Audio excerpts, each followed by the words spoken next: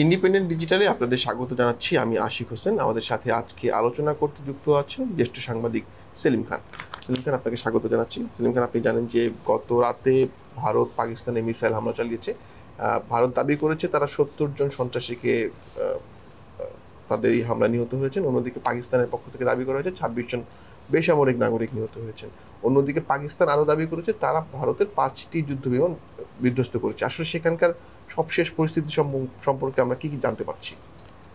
সবশেষ পরিস্থিতি আসলে বেশ ঘোলাটে। ধরেন, পুরো জিনিসটা এখন দাবি আর পাল্টা দাবির মধ্যে সীমাবদ্ধ।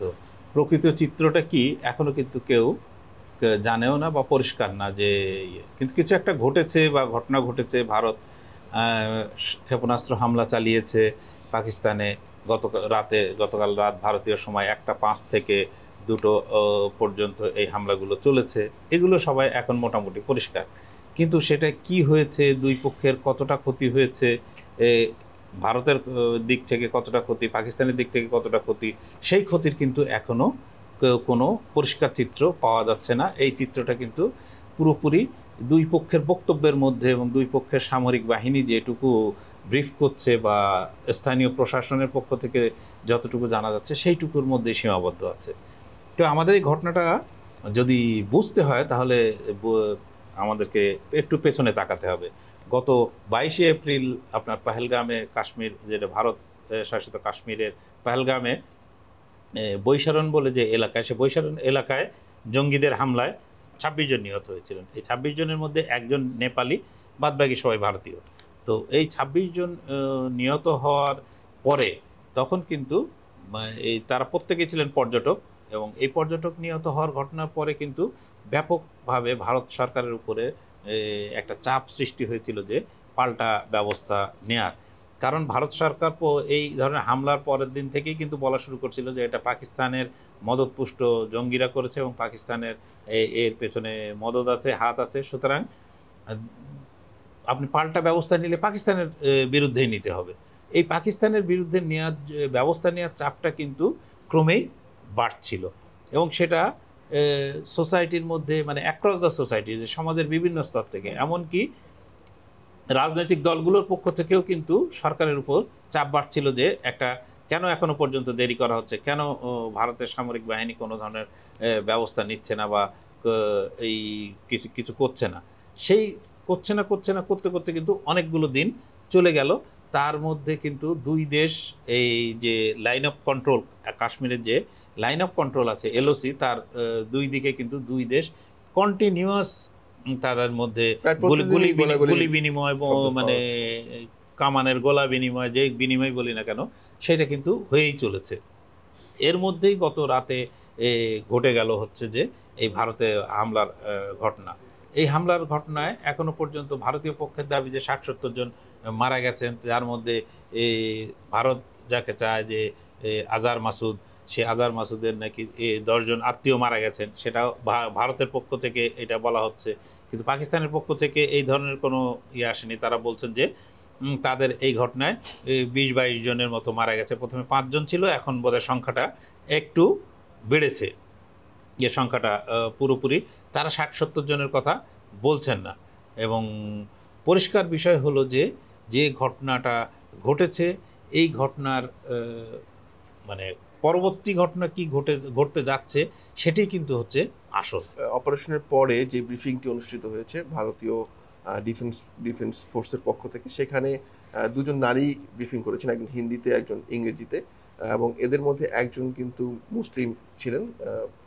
তিনি একজন কর্নেল, সোফিয়া কুরেশি তিনি। এই যে দুজন নারীকে দিয়ে যে ব্রিফিংটা করানো হলো, এর পেছনে কি কোনো গুরুত্ব থাকতে পারে বলে মনে হয়? হ্যাঁ, নিশ্চয়ই।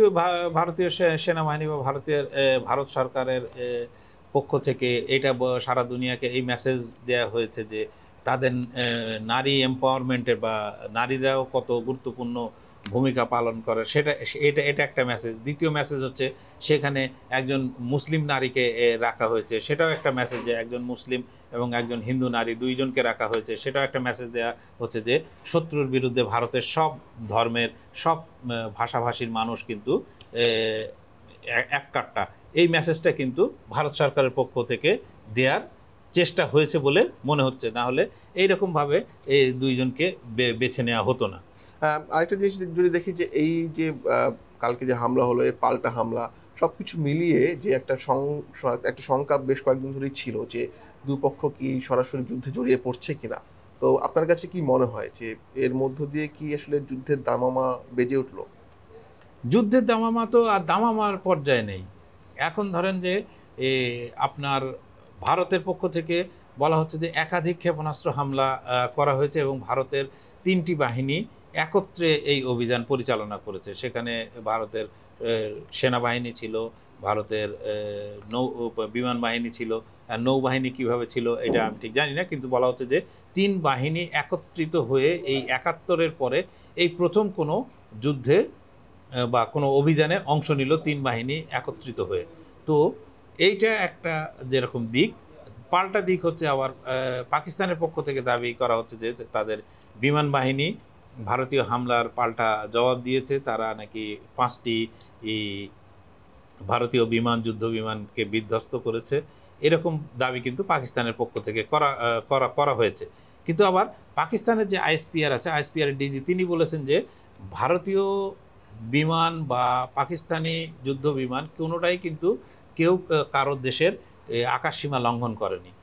ফলে এই যে বিমান বিধ্বস্ত হয়েছে, এই বিমান বিধ্বস্ত যে কারোর ক্ষেপণাস্ত্রে আঘাতে হয়েছে না সেটা নিজেই এই অ্যাক্সিডেন্টালি ভেঙে পড়েছে, আমি বলছি যে পুরোটা মাত্র এখনও ২৪ ঘন্টাও কাটেনি, বড়জোর খুব বেশি হলে ১৪-১৫ ঘন্টা এই ধরনের ঘটনা বা হামলার পরে ১৪-১৫ ঘন্টা সময় কেটেছে। ফলে পুরো বিষয়টা কিন্তু পরিষ্কার না।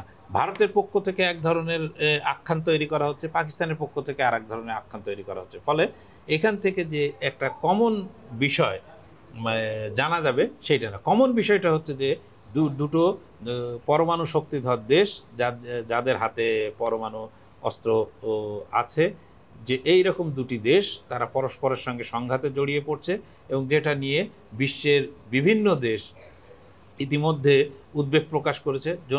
মার্কিন প্রেসিডেন্ট ডোনাল্ড ট্রাম্প আপনি কালকে যখন হামলা হচ্ছে তখন তিনি তার ওভাল অফিসে যাচ্ছিলেন, ওভাল অফিসে গিয়েও তিনি কিন্তু কোনো ভালো প্রতিক্রিয়া দেননি। তিনি বরং তাদেরকে ভারতকেই বরং কিছুটা সমঝে চলার জন্যই বলেছেন। আপনি ডোনাল্ড ট্রাম্পের কথা বলছিলেন, অন্যদিকে আমরা যদি দেখি চীন, রাশিয়া, ব্রিটেন বা ফ্রান্সের পক্ষ থেকে কি কোনো ধরনের বার্তা দেওয়া হয়েছে?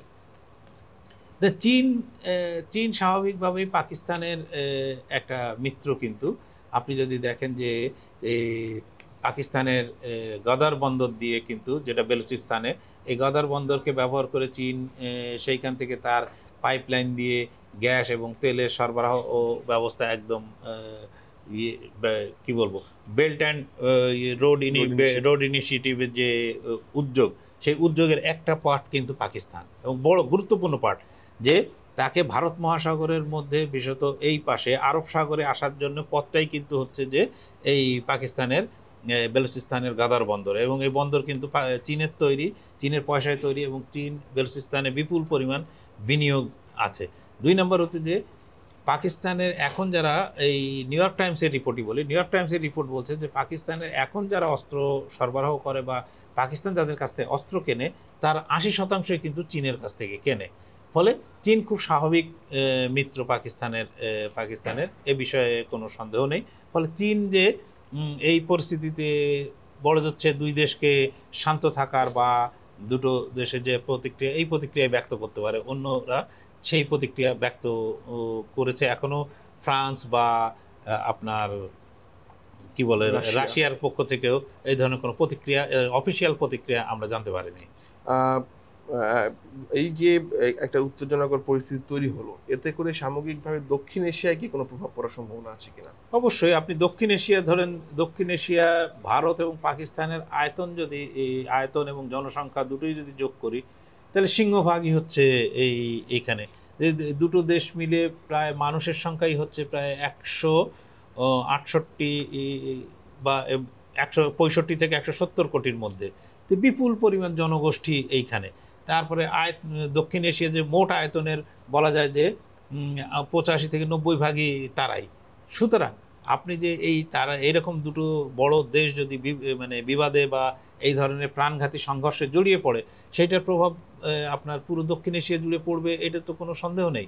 আপনি দেখেন কয়েক ঘন্টার জন্য যে এই পুরো আকাশপথ বন্ধ করে দেওয়া হয়েছিল, আকাশপথ বন্ধ করে দেওয়ার জন্য আমাদের এখানেও কিন্তু যেসব ইন্টারন্যাশনাল ফ্লাইট আসে সেসব ইন্টারন্যাশনাল ফ্লাইট কিন্তু বাতিল করতে হয়েছে। শুধু আমাদের দেশ না, পাকিস্তান এবং ভারতের আকাশসীমা ব্যবহার করে যেসব বিমান চলাচল করে তাদের প্রত্যেকের কিন্তু আপনার রুট পাল্টাতে হয়েছে, না হলে তাদেরকে ফ্লাইট স্থগিত করতে হয়েছে, যে যতক্ষণ না পর্যন্ত ক্লিয়ারেন্স পেয়েছে ততক্ষণ। ফলে এর প্রভাব কিন্তু সুদূর প্রসারী। এই যে ধরুন যে কোথায় ইউক্রেন আর রাশিয়ার যুদ্ধ হয়েছিল, সে শুরু হয়েছিল সে 2022 সালে, তার প্রভাব বা তার ঘানি কিন্তু আমরাও এখনো টেনে চলেছি যে নানাভাবে। ফলে এখন পৃথিবী সারা বিশ্ব এমনভাবে ওতপ্রোতভাবে পরস্পরের সঙ্গে যুক্ত যে এক জায়গায় কোনো ঘটনা ঘটলে আরেকজনের সেটা থেকে রক্ষা পাওয়ার খুব বেশি কোনো সুযোগ কিন্তু নেই। অনেক ধন্যবাদ সেলিম খান, নিশ্চয়ই আবার আপনার সাথে কথা হবে। আজ এ পর্যন্তই, দেখা হবে পরবর্তী আয়োজনে। ইন্ডিপেন্ডেন্ট ডিজিটালের সঙ্গী থাকুন।